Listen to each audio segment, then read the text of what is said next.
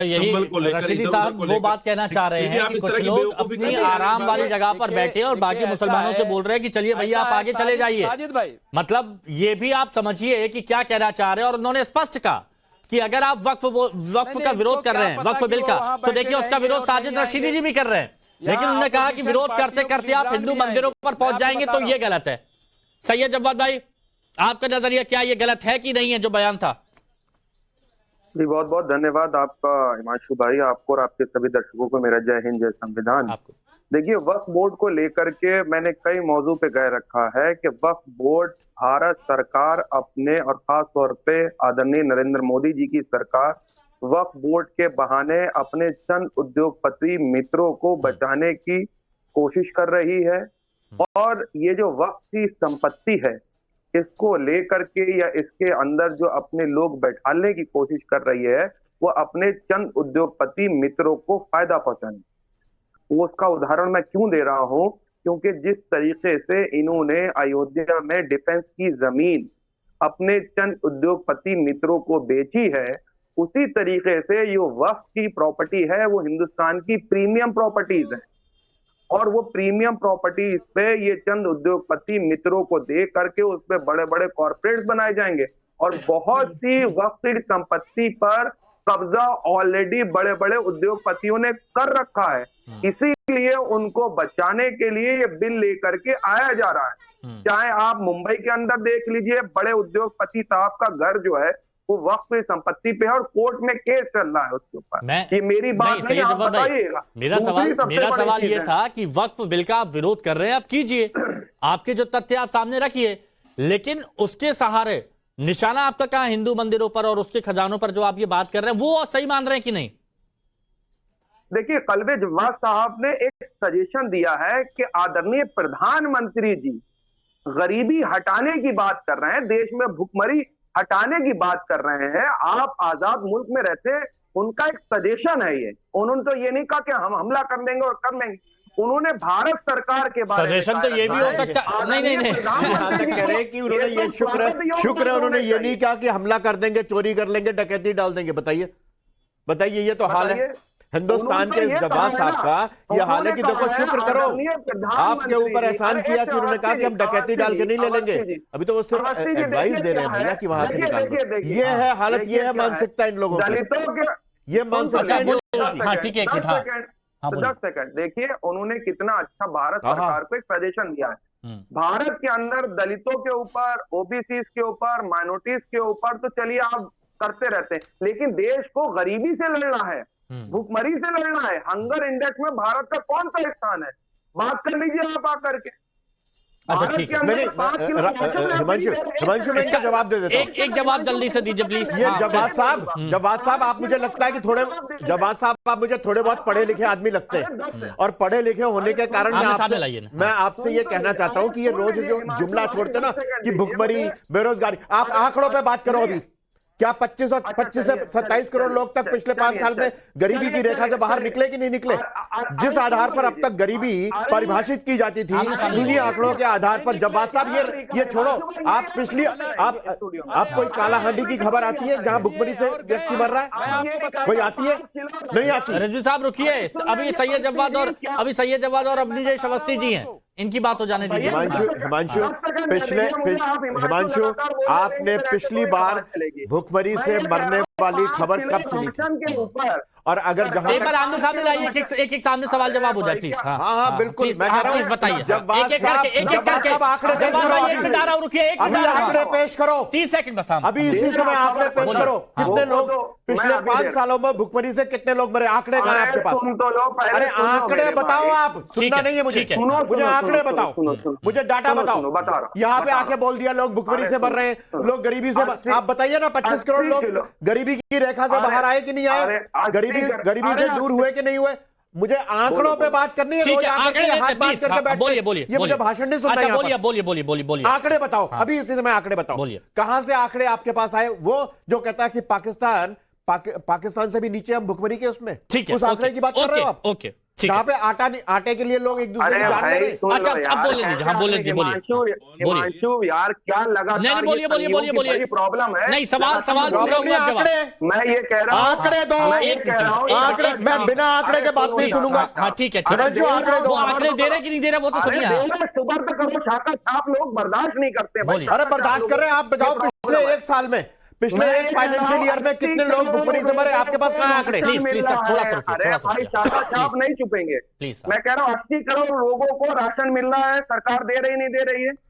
किसको दे रही है? गरीबों को दे रही नहीं दे रही? वो जो आप गोदामों में सड़ा करके शराब बेचते थे, शराब बनाते थे, ये कांग्रेस की सरकार के समय में सुप्रीम कोर्ट ने कहा ना, गलत मैं गलत सुनने नहीं दूंगा।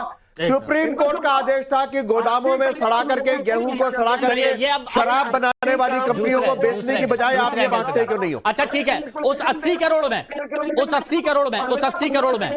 सुन तो लीजिए, 15 मुसलमानों को मत दीजिए, 15 करोड़ रुपए देने का वादा आदरणीय प्रधानमंत्री जी ने करा। पहली बात तो किया नहीं था।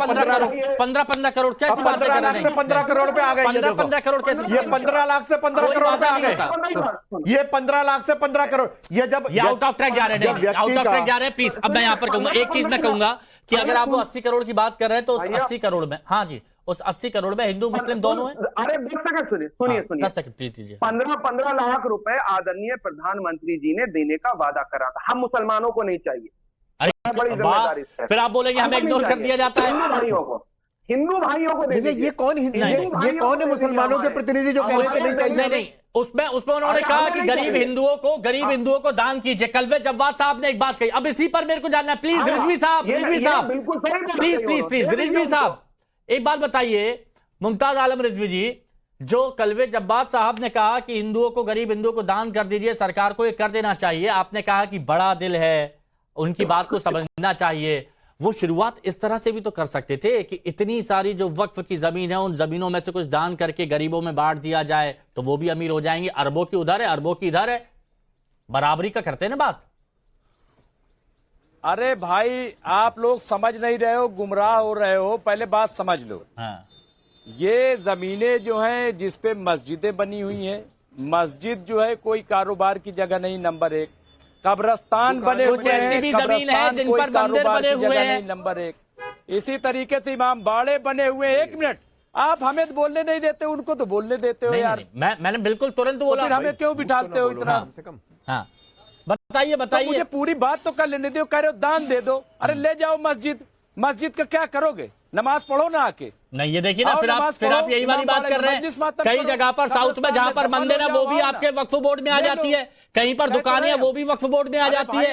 ऐसा तो नहीं है ना कि सिर्फ मस्जिद ही वक्फ बोर्ड के अंदर है। नमाज पढ़ो, इमाम बाड़े में मजलिस मातम नहीं, जिस तरह की पीएचडी आप लोग कर रहे हैं, मुझे तो कुछ और ही हिसाब किताब नजर आ रहा है। मस्जिदों से ज्यादा मंदिर पर अध्ययन कर रहे हैं आप लोग। और दरगाह में तो जाते ही है भाई, अजमेर में जाते हैं, और तो आप बोल दीजिए कि जाना बंद कर दें। ऑलरेडी जाते ही है भाई, आप बोल दीजिए कि वहां पर जो चढ़ावा चढ़ाते हैं हिंदू, चादर चढ़ाना बंद कर दें। ये कहना चाहते हैं कि मत आइए हमारे यहाँ उसमें। और ये बात देश में सबको समझनी चाहिए, सुननी चाहिए। एक मिनट, ये बात सबको समझनी चाहिए। इमाम बाड़ों में एक मिनट कर दो। ये बात सबको समझनी चाहिए, ये बात सबको देखनी चाहिए। जितने लोग देख रहे हैं कि मुमताज आलम रिजवी साहब कह रहे हैं कि क्यों आते हैं हमारे यहाँ, क्यों आते हैं हमारे अजमेर? तो आप जाते ही हैं, क्यों जाते हैं? नहीं क्यों नहीं आते? ना अरे आओ, अरे मैं कह रहा हूँ कि आओ। आप यार उल्टा क्या बात, क्या एंकर हो? वो दिख रहा है। अभी तो आप कह रहे हो कि दे दो, दान कर दो, वो दिख रहा है। जब आप मंदिरों की बात करते हैं कि मंदिर का सोना चांदी दान कर दो, बोलते थे ना एक कदम हम बढ़ाते एक कदम आप बढ़ाइए। वो क्यों नहीं कहा? बोलते थे ना एक कदम हम बढ़ाते एक कदम आप बढ़ाइए। वो क्यों नहीं कहा कि एक कदम हम बढ़ाते एक कदम आप बढ़ाइए? मैंने क्या कह दिया? हिमांशु बहुत ही ज्यादा खतरनाक बात कही इन्होंने कहा मस्जिदों की बात। ये जो अभी आप कह रहे थे कि बंबई के एक बहुत बड़े उद्योगपति का घर बना हुआ, वो मस्जिद है? भारत का पार्लियामेंट मस्जिद है? दिल्ली का एयरपोर्ट मस्जिद है? जिस मंदिरों पर और जिस कॉलेज पर कब्जा वक्फ ने दावा किया वो मस्जिद है? ये मुसलमानों को भड़काने की बात कर रहे हैं कि मस्जिदों को लेने की बात नहीं है, यतीम खाने मस्जिदों को लेने की बात नहीं है। आप और इसी तरह से तमाम जमीन वक्फ की लेने की बात हो रही है। भारत के संसद की जमीन को आप कहते हो कि वक्फ बोर्ड की जमीन है। दिल्ली के एयरपोर्ट को कहते हो कि वक्फ की जमीन है, अरे तो और यहाँ बताइए, बैठ के कहते हो कि मस्जिदों को ले लो। साजिद रशीदी पढ़िए जी, जा करके, आपको एक मिनट। पढ़ना, आप पढ़ना आता है आपको? मुझे तो पढ़िए नहीं जा आता। करके। आप अजमेर पे बोलना है तो अजमेर पे पहले उस कांड पे सर, बोलो। आप ही साथ जा रहे अजमेर पे हैं। बोलना है तो पहले उस कांड पे बोलो जो कांड किया अजमेर में। सब अनपढ़ हैं, आप ये कहना चाह रहे हैं, है ना? कांड किया। एक मिनट साजिद रशीदी जी, दोनों तरफ की बात करते, देखिए मैं हमेशा कहता हूं कि बैलेंस रखना बहुत ज्यादा जरूरी है, दोनों तरफ की बात करना बहुत ज्यादा जरूरी है। अगर कलवे जव्वाद साहब सिर्फ मंदिरों की चर्चा करते हैं तो अगर वो वक्फ का भी बोल देते कि दोनों लोग कदम आगे बढ़ाते हैं और दान करते हैं जिससे गरीबी दूर हो तो अच्छा रहता ना, सिर्फ एक तरफा बात करने से। नहीं, सवाल ये है कि वक्फ की जो संपत्ति है उसको भी जुगत रहने दीजिए। ये एक समुदाय की है, अपनी उनके पुरखों ने जो है दान की है, और जो हिंदू मंदिरों का खजाना है वो भी उनके पास रहने दीजिए। वो भी उन्होंने जो है दान किया है, भगवान के चरणों में उन्होंने चढ़ाया है, तो उस पर भी सरकार की नजर नहीं होनी चाहिए। मैं ये कहता हूं कि जो संपत्ति जिसकी है वो उसकी रहनी चाहिए। वक्फ बिल के मैं भी मुखालिफ हूं, इसमें कोई दो राय नहीं। मैंने पहले भी